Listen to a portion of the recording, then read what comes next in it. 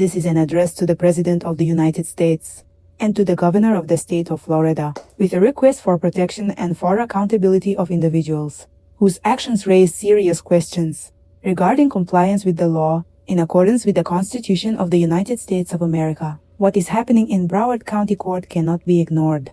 My husband and I have lost trust in the objectivity and procedural integrity of the judicial process in this court. In this video, I will substantiate my statements with materials, including audio excerpts. I suspect that you understand more than you're alluding to right now, because you can agree or disagree. Say agree or disagree. Official correspondence and documents. The full set of materials is available upon request. Background brief. My husband hired an attorney, Michael Feinstein, to resolve a conflict with a business partner who was withdrawing tens of thousands of dollars from the business for personal use and accessing business data. From the very beginning, circumstances emerged that raised serious concerns about whether the attorney was acting in the client's interests. In the contract, my name was included, despite the fact that I am not involved in my husband's business activities. Moreover, instead of listing business offices, the contract listed my charitable foundation, a non-profit organization. I first became aware of this contract on December 12th, when Michael Feinstein demanded additional payment and filed a lawsuit against my husband and me. The contract does not contain my signature. The document contains a description of services that does not correspond to what my husband requested or authorized. Despite this, my husband paid $10,000 under extreme stress and pressure. From that point forward, events unfolded that raised serious questions regarding legality and safety. Michael Feinstein closed my husband's complaint, filed documents that did not reflect my husband's instructions, did not pursue any refund, and did not advance the client's stated interests, evidence available upon request. He then insisted that my husband assume obligations related to offices, rent, and other matters that were never part of the engagement. While the opposing party lacked funds, this raises a fundamental question. Why would an attorney's actions appear to shield the opposing side from repayment and compensation? He required the involvement of an accountant assistant, who subsequently introduced another assistant whose qualifications were unclear. She contacted my husband repeatedly for hours, disrupted work, made numerous errors, and later demanded compensation at attorney-level rates. Despite not being an attorney, the accountant appeared unfamiliar with the calculations. Within weeks, we received a demand for approximately $40,000, plus separate charges of around $17,000 from the accountant, not including the previously paid E1 and CCMU, and without prior notice. The bill consisted primarily of message counts and calculations. My husband repeatedly requested that refund claims be included in filings. This was refused. The disputed amount my husband sought to recover was $1. At the same time, my husband was advised not to collect funds from the opposing party, and it was pointed out that the opposing party had no money, and he was told, pay up and proceed with mediation. If you don't pay, the mediation will be cancelled. The meaning of the matter was lost. The most alarming circumstance is that information, calculations, and materials my husband paid for appear to have been shared with the opposing party. As a result, my husband completely lost confidence in confidentiality. The attorney later acknowledged that his own accountant did not fully understand the work performed. My husband then declined to pay the demanded bill, as no meaningful services had been delivered and the actions taken resulted in direct financial harm. He terminated the relationship and retained new counsel, formally notifying Mr. Feinstein. Following this, Michael Feinstein sent messages to my husband and to me late at night and on weekends, despite being aware that my husband was already represented by another attorney. Due to the nature and frequency of these communications, we blocked further contact. On December 12th, a lawsuit was filed against us. From the outset of the engagement, statements had been made suggesting that court processes were easily influenced and that outcomes could be controlled. I will demonstrate how procedures appeared altered, hearings cancelled, and decisions imposed. Since when does such influence align with the rule of law in America? That same day, I filed a motion to dismiss, as there were no legal grounds and no signature from me. No response was received. When the absence of proof of proper filing became evident, the judge addressed Michael Feinstein with a request. Let me ask you this before I turn it over to the other side. There is the engagement letter agreement that you're referring to is not in the court file. So if you could indulge me and share your screen so I can read along with you all, that would be very helpful. Okay, So you Because want the, it says that it's referred to in the complaint as attached, but it is not attached to the complaint. Perhaps that was just a kind of filing error. apparently, yeah, I'm sorry, Your Honor, hold on one No, moment. that's okay. You know. Can you see that, Your Honor? Oh, that's the wrong one, I'm sorry. Well, you're not sharing your screen yet, so you have to activate the screen share. And it looks like it says it's working. Can you see it, Your Honor? Okay. Yes. So if you could, well, I have a screen to my left that's bigger, so that's why I'm looking over here versus my tiny little tablet. All right. If you want to scroll to wherever it is that you want me to look, I'll be happy to review it. At that point alone, the hearing should not have proceeded. And he includes, I'm sorry, he includes, Stop, I'm sorry. Stop, sir. Sorry. Listen to me. Listen to me. Follow my directions. If you don't follow my directions, we'll move on with the proceeding without anything further from you. Most importantly, the portal contained no valid filing documents, and even the defective contract was not attached. On December 29th, my husband filed his own motion to dismiss, noting that complaints had been filed and accepted by ACAP and the Florida Bar, with case numbers assigned, and that Michael Feinstein had been notified on January 6th. These filings included materials indicating information shared with third parties. Despite the absence of proper filings in the portal, a hearing was scheduled for January 7th.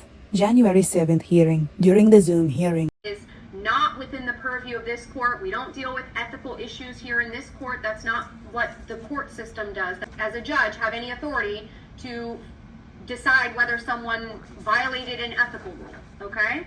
So with that being said, sir, if you would, this is the last time, because I am just going to stop you and move on if you don't follow my directions. Mr. I only Feinstein make a have mistake. jurisdiction. Listen to me. I only have jurisdiction. I understood no more than approximately 15% due to legal English. The judge stated, So I don't much understand English. Yeah. Ma'am, I suspect that you understand more than you're alluding to right now because I don't want to hear about other agencies. I have nothing to do with other agencies. The other agencies have nothing to do with the court case. Okay? So there's no crossover there. So I don't want to hear about other agencies. Ma'am, as it relates to paragraph 2 of what's on the screen and paragraph 2 only, do you agree with plaintiff that I should compel mediation or do you disagree? So we'll start with, you can agree or disagree. Say agree or disagree. Agree with what? Agree with then. Compel mediation. Do you agree with his motion that I should compel mediation or do you disagree with his motion that and you believe I should not compel mediation? Which one first? Tell me which one your position. First of all, I need to understand the word compel. Can you explain? Okay. To send the parties to mediation. To continuous mediation, To right? send parties to mediation. Compel mediation. Can I speak? I have a No, chance to ma'am. speak? Yes, you can speak to answer my question first, and then I will prompt you with directions as to what you may next talk about. The first thing is, are you in agreement to go to mediation, or do you disagree and you don't want to go to mediation? Which one? when I stated that my signature was missing, the judge said, He had to include my name and my non-profit organization without my consent, without my signature across you now document. If you see in the first page, he included my name and my non-profit Mr. organization. Feinstein, scroll up to the first page so I can follow along with her if you don't mind. I never see this document. Okay, hold on, ma'am. I'm going to look to this side because I have a bigger screen here. It's obviously small text. Go ahead. You tell me what you want me to look at on this page. Go ahead. So, looking first my name, yes, it's have Elena Calderon, Mr. Yeah. Elena Calderon, yes. And he included control of Mental Net and Research Incorporated. This is my non-profit organization. I don't know why reason he included my non-profit organization without any signature. Now scroll to down and see who signature this document. It's not my signature in this document. So any further argument, any further legal argument, ma'am, that you would have as it relates to plaintiff's motion to compel mediation, go ahead. I think is enough to legal because know my name. I never see this document. I never signed this document. You would like then we send all evidence. Then Michael Feinstein broke the law Okay, and ma'am, norm. this is not a trial today. This is not, there's no trial scheduled in this matter, and certainly not for today. So I am not making decisions as to whether the plaintiff will prevail in his case or whether you all will prevail in the case. That is, we are way far off from that at this point. So illegal to break constitutional law, I believe, because he put my non-profit organization. All right, Mr. Feinstein, would you like any final rebuttal as it relates to your motion to compel mediation? Yeah, I don't understand what she's talking about, nonprofit organization. When I explained that my nonprofit foundation had been included without lawful basis, the judge responded, Ma'am, stop talking. I have nothing to do with your nonprofit organization. They are not a named party in this case. So I don't even know why you're asking the question, because they are not involved in this case as is defendant, okay? This implies that the absence of a signature and a valid contract was not treated as evidence. I was interrupted repeatedly, prevented from completing my statements, and pressed into agree-disagree responses. Agree with plaintiff that I should compel mediation, or do you disagree? So we'll start with, you can agree or disagree. Say agree or disagree. From the outset, I experienced pressure before I could fully speak. You're only going to speak when you're spoken to.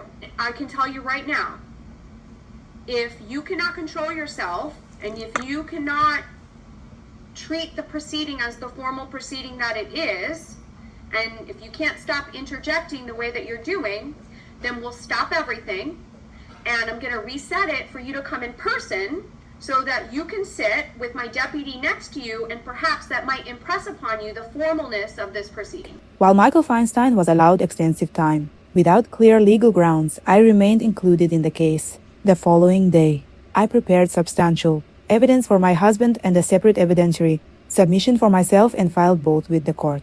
On January 8th, just hours after my submission, mandatory mediation was ordered without explanation and without consideration of my filings, based solely on statements from Michael Feinstein. I immediately received notices regarding payment obligations. On January 10th, I filed additional evidence and a motion to disqualify the judge. If even the appearance of coordination between attorneys and judges exists, the court loses its meaning and the law ceases to function as law. Judicial independence is the foundation of justice. In Broward County, this creates the impression that without connections, the law does not function equally for all. After that, both my filings and my husband's filings ceased appearing on the court portal. Despite repeated calls and requests to correct the issue, the same evidence was also transmitted to state oversight authorities. I submitted formal requests for protection to government agencies, received confirmations, and prepared official protection submissions. I understand that procedures take time, but protection is needed now. As concerning actions continue, evidence is disregarded, and decisions appear aligned with one party without clear legal basis. This raises concerns of a systemic nature.